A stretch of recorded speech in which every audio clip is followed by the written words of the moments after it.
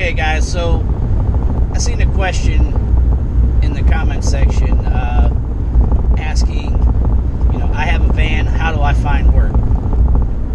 Now, that gets asked quite often.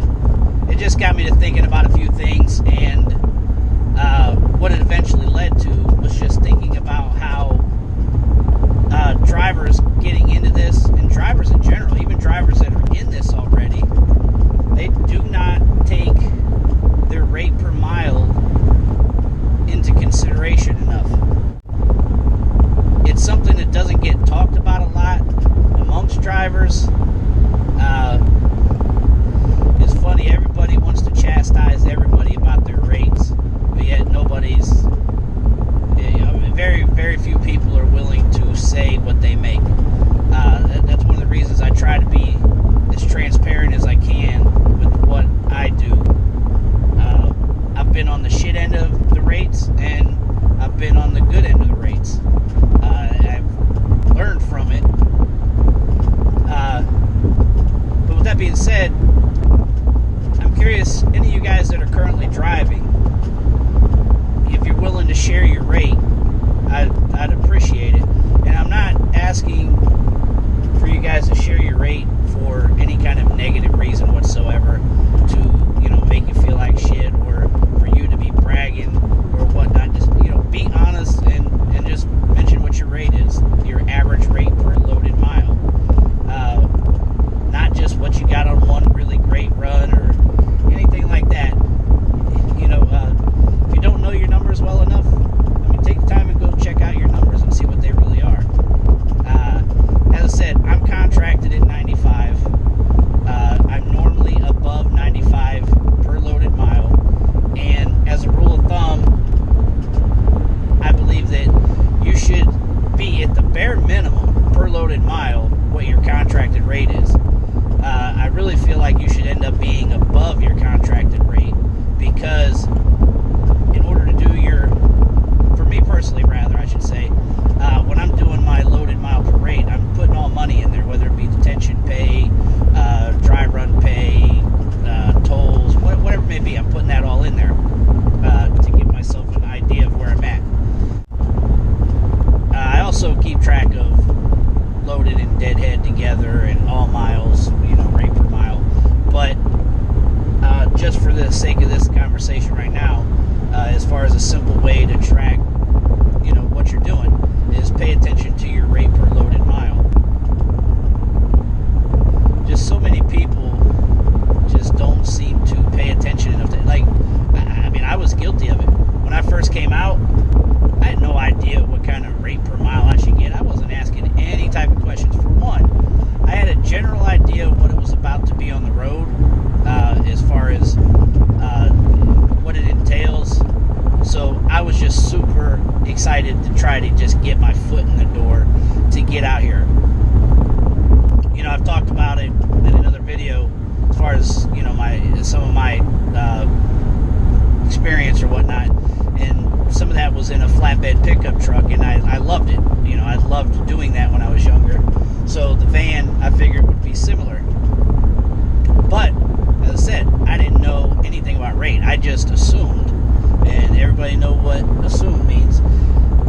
I assumed that what I would be paid would be market value, would be comparable to what, everybody's making. I didn't realize that there is such a huge discrepancy between one carrier and another. It's amazing, the difference. The first carrier I got with, the contracted rate was 80 cents, but my average rate per loaded mile was at best 77 cents. It was normally hovering around 75, 76.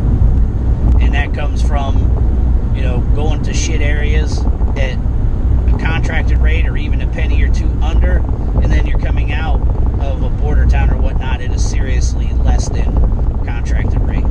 So the averages got brought down. I learned over time that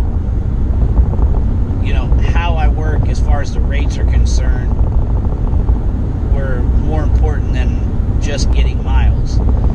I initially was under the mistaken idea that, if I run miles at 75 cents, that's better than somebody that's running 90 cents a mile at 2,000 miles, you know. And then I just started paying more attention to the numbers, and I started realizing that, you know, the amount of driving that I would not have to do if I would get a better rate.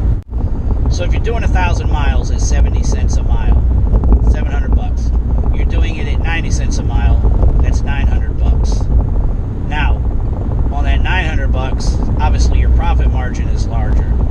Now, in order to get that same profit margin and to get that same money at 70 cents, you have to go an additional almost 300 miles, which is another 6-7 hour work day that you're having to put on there to make the same money.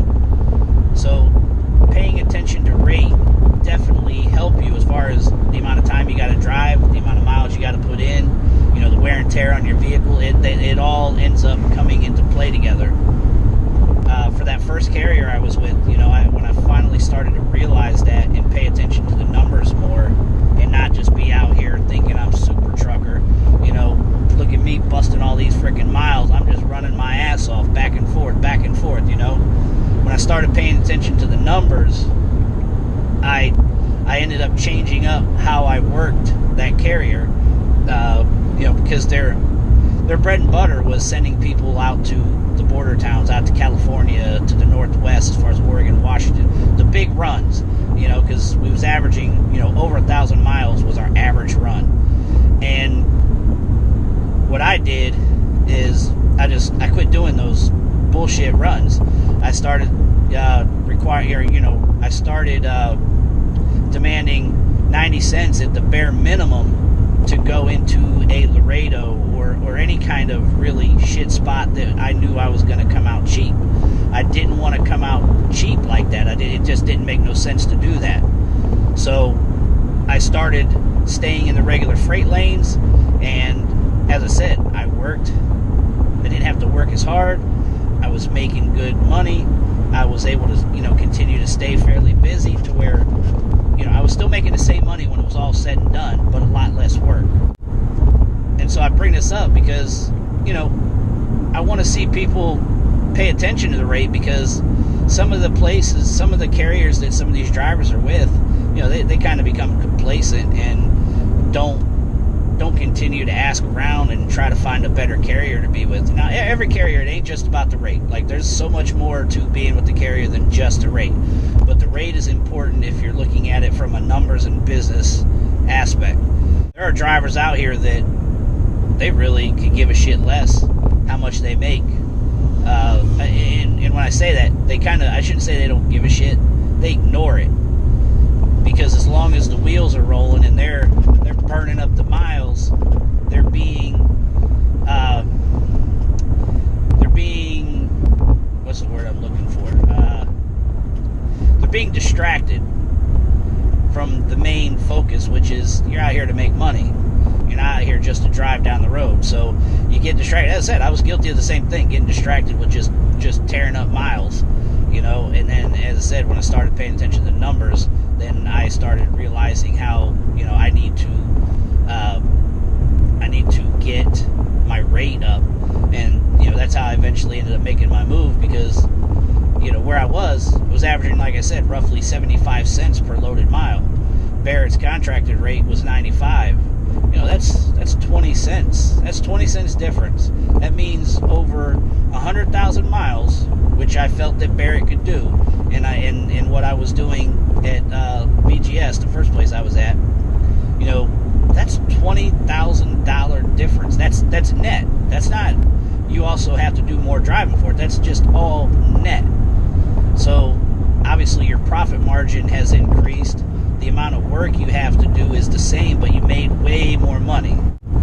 So I'm bringing all that up to say, like, drivers coming into this and drivers that are currently out here, you know, need to kind of pay a little more attention to rates. Again, I don't know what causes people to just not feel like they can move. It's an uncomfortable thing to move from carrier to carrier. It really is. Like when I left that first carrier, it was hard.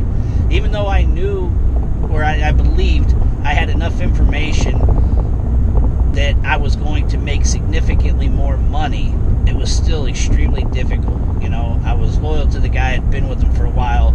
You know, it was just tough. You still have that sense of, man, I'm comfortable here, I know what I have here, I'm not 100% sure what's going on there. I feel like I've done all the research that I can do to figure that this is a good decision. So I don't know what it is about other drivers that makes them not want to move. I'm sure that has something to do with it, but again, I'm saying all this to say I wish more drivers would pay attention to the rates and do a little bit more, you know, put a little more diligence into picking a carrier, because, you know, if people would quit going to these carriers that are paying really low rates, then obviously they wouldn't be out here, because if people quit going there, they wouldn't have anybody to book a load for. There's never going to be a fix to what's going on in the industry, but each little bit, as far as trying to pass on some knowledge or understanding, hopefully helps. Try to work it in the right direction, and I feel that that's one of the ways to do it. If people would, you know, understand a little more what they're getting into out here and make a better choice as far as who they first sign up with, as opposed to just, you know, hey, I just want to get out there in the industry because assuming that all rates are the same. Now, kind of on the same line, you have people that want to do their own operating authority right off the bat, or they feel like they've been out here a little while. I'm going to get my own authority, man. I don't want nobody putting their hands in on my money. And then what do? They go get their own authority, and they run for maybe a nickel or more than what they were getting before, some of them at the same rate. That don't make no sense. I'm just curious, any of you that may be thinking about your operating authority, or just in general your opinion about if you had your operating authority, you know, now mind you, once you have your operating authority, you're a carrier. You're now Bolt, Barrett, Load 1, you know, XPO. You're now a carrier. So you have a business to run. You have business operations to pay for, and you got to pay that van. So how are you going to bid a load? You know, take a load. Just take this one for instance. You know, 1,345 miles, and it's going from Brownsville, Texas to Peoria, Illinois. You know, how would you bid it? What would you bid that at, all in? And if you don't understand what all in is that the all in bid is the money you're charging to do this load, and that money is then going to get distributed between your business and then the van, the driver in the van. So what are you going to bid that at? And if you would, and I'm asking a serious question, like if you would, put in the comment section what your bid would be, and then also let me know why you bid what you did. What things were you taking into consideration in bidding it? And then in the next video, after I read them comments, I'll react to the comments. I'll give my opinion and, you know, what I think about bidding and whatnot. I'm just kind of wanting to get a little bit of an idea of where some of you guys' heads are at with bidding a run. So the point in this video is just to bring more attention to drivers paying attention to rates, because as I said, it does not get paid attention to near as much. I rarely get asked about rates. I mean, rarely, and that's amazing to me, because again, that needs to be one of your main concerns when you're looking to sign on with a carrier. Again, if you don't have anything to base a rate on, like if you have no knowledge of a rate whatsoever, you call carrier XYZ and they tell you, yep, we're going to start you off at 67 cents a mile, and you know, there's accessorials in there and whatnot, but you know, the flat rate's going to be 67 cents a mile. You know, for all you know, that's what everybody's getting, because you have no clue what anybody else is getting, because you have no base of information to go off of. So yeah, that's the point. Is just trying to bring a little more attention, a little more understanding of rates and how it plays a role in what's going on out here. So all right, I'm gonna quit rambling. Please comment on those things. Please answer those questions for me. I really want to see. I mean, this is obviously just for educational purposes and just curious to see. So you guys be safe.